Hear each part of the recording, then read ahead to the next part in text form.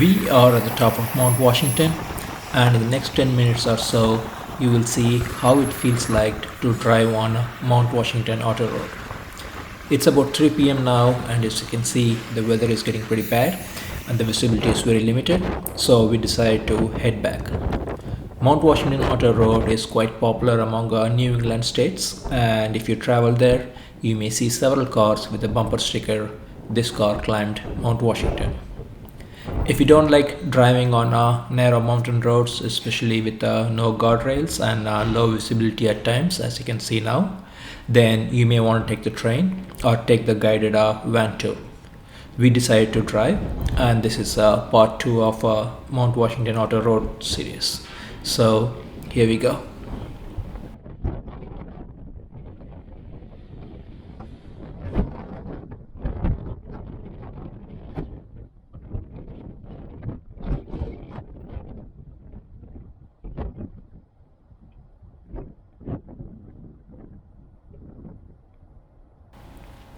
This road is also called as Road to the Sky, and you can clearly see why. From the top of the summit, all cars must depart by 4:45 p.m. and there is no way I'll be driving on this road in the dark or after sunset.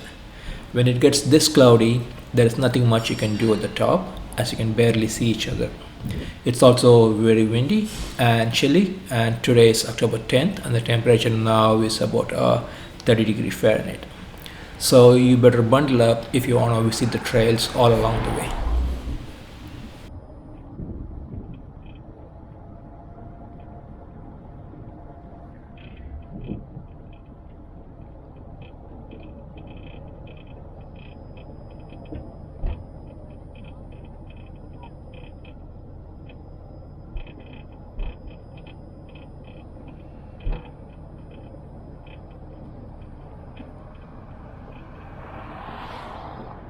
If you plan to visit, this road is open from May to October, and if you decide to drive, be prepared to pay a hefty toll.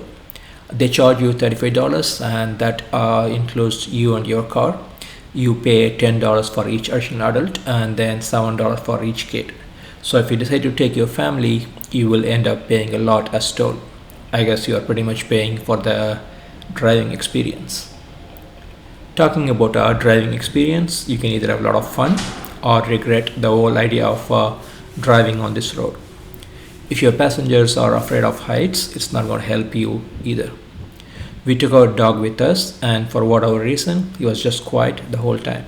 I guess he didn't like the sudden change in altitude. I don't know.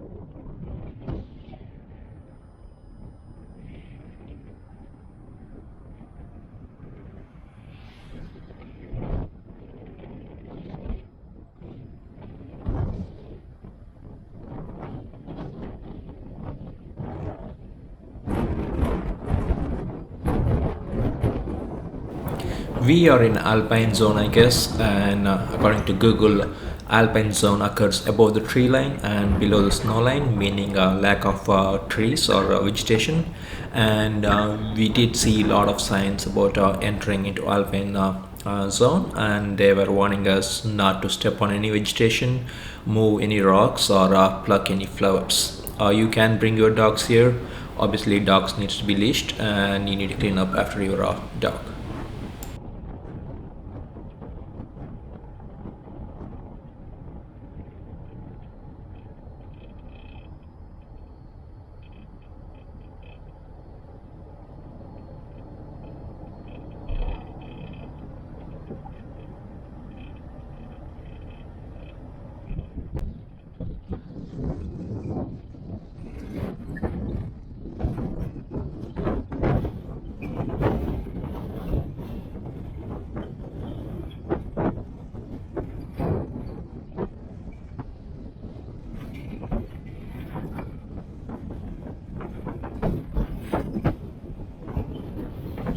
On your phone, you can install an app called Mt.Washington Auto Tour. It pretty much gives you an audio tour as you drive up or you drive down. I installed it and within 5 minutes I turned it off so I can concentrate on driving.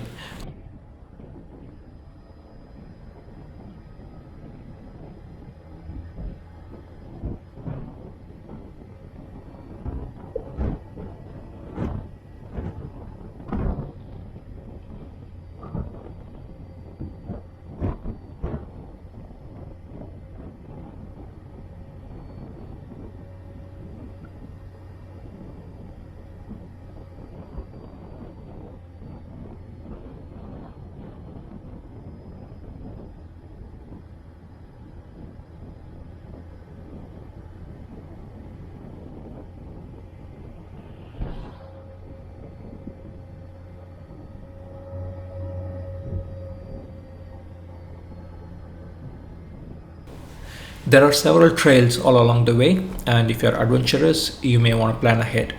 This road opens at 8 a.m. in the morning, of course, depending upon the weather, and they close it for the outbound traffic by 4 p.m.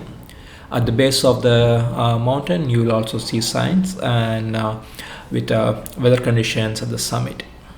This road is only 7.6 miles long from base to summit, but you will be stopping a lot both while climbing up and driving down. Most modern cars shouldn't have a problem driving on this road, and we took our Prius. I know, and we did get some thumbs up and some eye rolls, and pretty much like what are you doing here with the Prius. Our Prius did pretty good, and I call my Prius as a poor man's Tesla.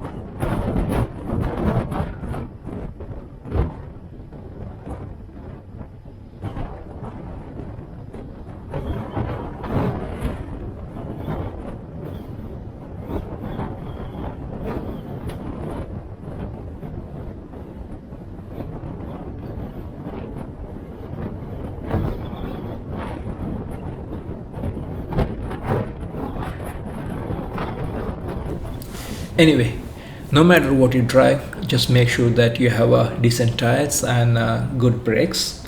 Your brakes will be doing a lot of work obviously while going down, and you literally smell like your brakes are burning. Fortunately, there are several signs for turnouts. Turnouts are nothing but like a small parking area where you can pull your car and give your car and brakes enough time to cool down.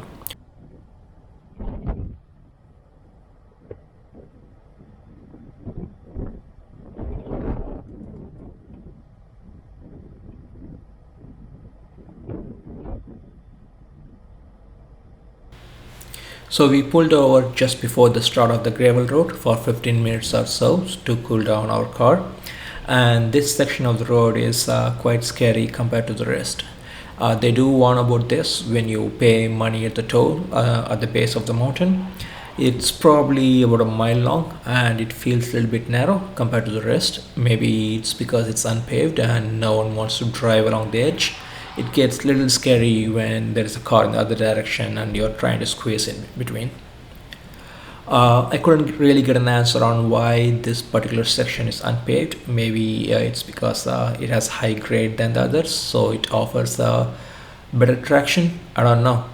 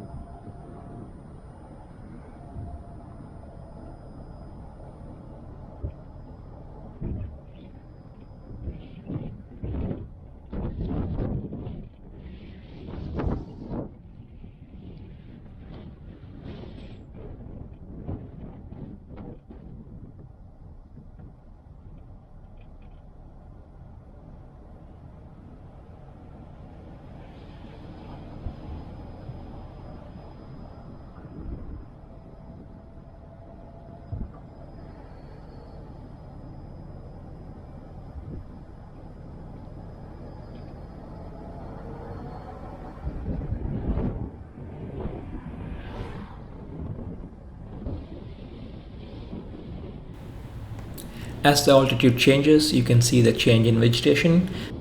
We went in October. It's like pretty like a peak fall season. So if you want to see some fall colors, feel free to skip to the end. We were really glad that the traffic was very light on our visit. It did not snow at the top or it did not rain, and we had several chances to literally drive into the clouds as the thick fog rolled in. If this drive is not your cup of tea, you would rather drive on a plains, then there is an alternate drive. It's Route 112, also known as Kankamagas Highway. It literally cuts through the White Mountains and it offers spectacular views, especially during fall season. Just avoid weekends and crowd. You'll be fine.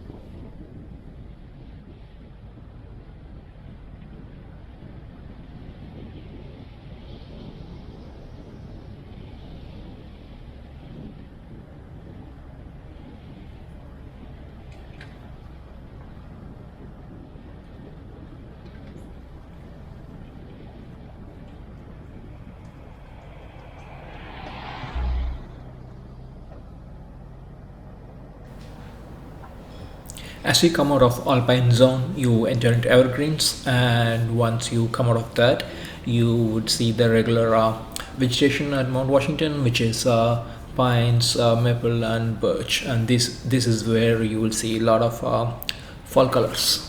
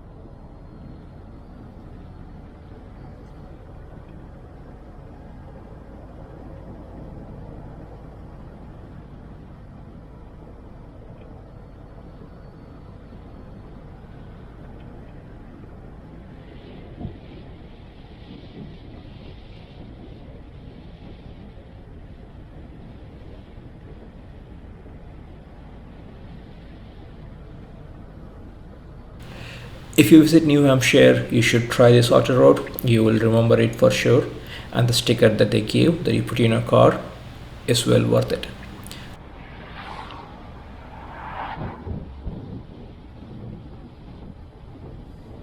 Thanks for watching. Enjoy the rest of the ride.